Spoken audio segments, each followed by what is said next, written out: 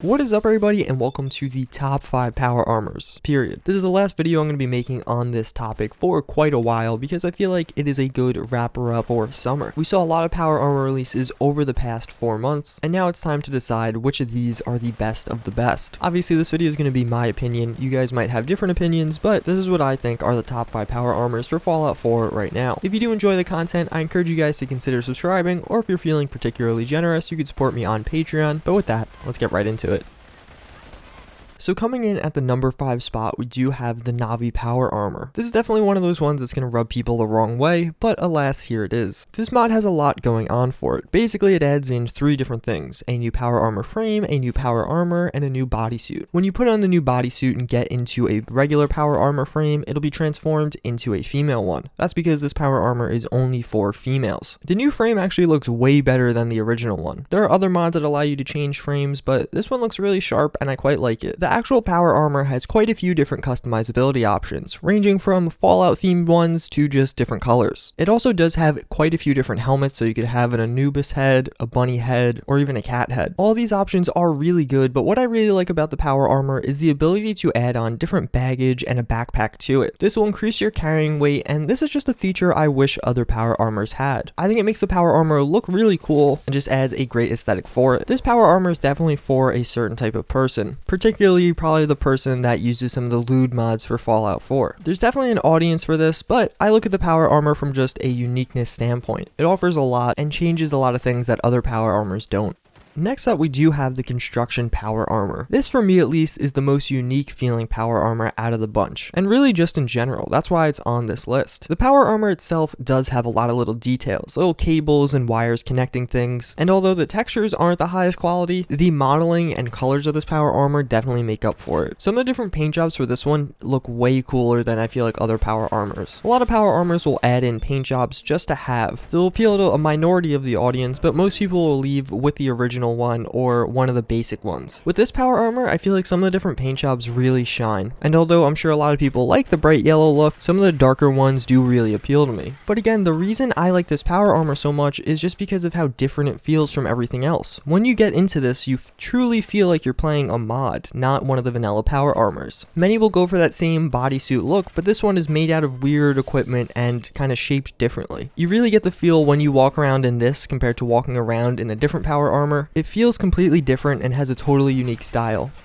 The Midwestern power armor went on a very interesting journey. When this originally came out, I criticized it as looking horrible, because at its release, it really didn't look good at all. The textures were very poor quality, and even though the model of the power armor was really nice, it didn't live up to that. Well, today I'm putting it on this list because I think the textures are so good, and I really think it's one of the best looking power armors texture-wise out there. It pretty much is that simple. I just think this power armor looks better than every other power armor. Some of the other ones have more unique or cool looks or have better features, but I don't know, it's just something about that chest area and the way it's modeled, having that layered look coupled with those little screws and the white texture complementing the black texture and the green texture, and it just makes this look so sharp and so good. If you are a fan of Fallout Tactics, I'm sure this power armor holds a special place in your heart. Personally, I've never played the game, so I'm just looking at it from a Fallout 4 perspective, and from that perspective, it looks great. Even one of the minor things that really pushes this to the next level is how so many of the paint jobs continue with that looking great feel. I'm not going to show any of them because there are just simply so many, but a lot of even the weird paint jobs look so sharp and so crisp on this armor. It's one of the few out there that I think the winterized coating and the railroad coating are totally justified and actually in some ways look better than the vanilla one.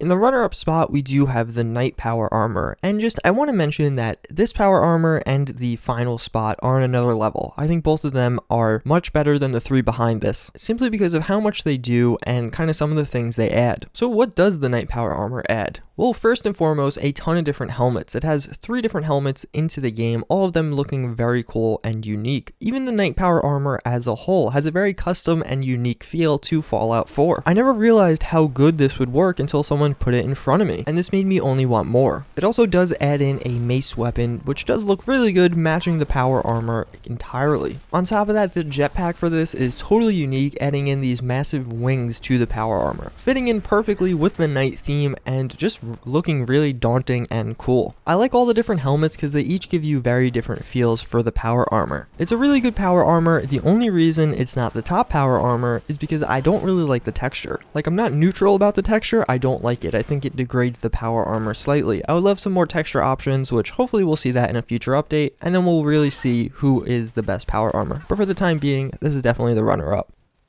So last but certainly not least, we do have the submersible power armor. This is without a doubt my favorite power armor right now. And it's kind of crazy, this and the night power armor were both released in August. All the other power armors came out in July or June or even March, but the two newest ones seem to be innovating the most. Why I like this power armor is because of all the different helmets it offers. First and foremost, each of them give a totally unique and different feel to the armor. But what really set this power armor to the next level for me was the drill weapon. I think it's so cool and so unique. No other power armors add in a augmented weapon, but I think other ones should. A few mod authors definitely did pay attention to this though, because some of the new power armors that are not yet released are adding in similar styled things. All around, if there is one power armor to download, I would highly recommend this one. It does everything right, it's balanced, and even the way you find it goes with the theme of the armor. That's going to be pretty much it for this one though, guys. I do hope you enjoyed. If you did, I encourage you to consider subscribing, but with that, I'll see you all next time. Later.